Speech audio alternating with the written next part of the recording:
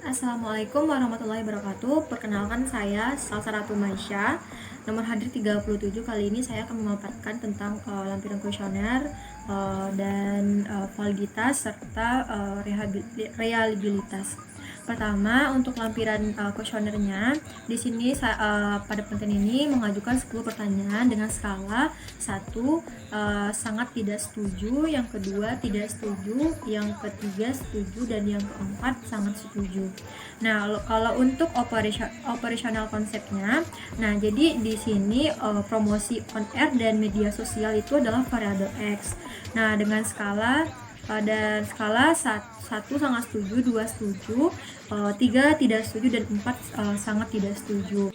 Selanjutnya kita pengujian validitas variabel X. Pertama, semua data itu di copy, dan setelah itu di copy paste ke SPSS. Setelah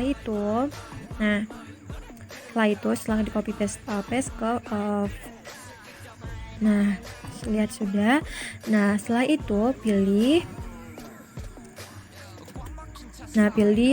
analyze dan pilih dimension reduction. Habis itu factor.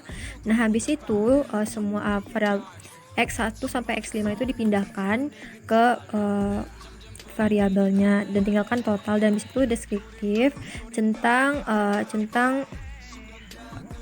dan habis itu KMO dan reproduction. Habis itu continue, dapat hasilnya yaitu 0,642 untuk variabel X, validitas variabel X-nya. Selanjutnya pengujian reliabilitas variabel X. Setelah itu pilih analyze lagi. Sambil analyze dipilih scale, dipilih juga reliabilitas analisis, dan X1 sampai X5 dipindahkan ke items kecuali total, dan continue, dan mendapatkan hasil 0,654 untuk reliabilitas variabel X. Selanjutnya adalah uji validitas. Tadi saya udah ngeliatin cara uji validitas menggunakan SPSS. Itu tuh saya menguji variabel X. Jadi uji validitas itu digunakan untuk menentukan valid atau tidaknya sebuah data yang akan diuji. Jadi uji validitas dilakukan menggunakan R-tabel sebagai acuannya. Jadi R-tabel dari sampel berjumlah 113 adalah 0,185. Dilihat dari tingkat signifikasinya 5%. Jadi data dapat dikatakan valid apabila R hitung lebih besar daripada R tabel.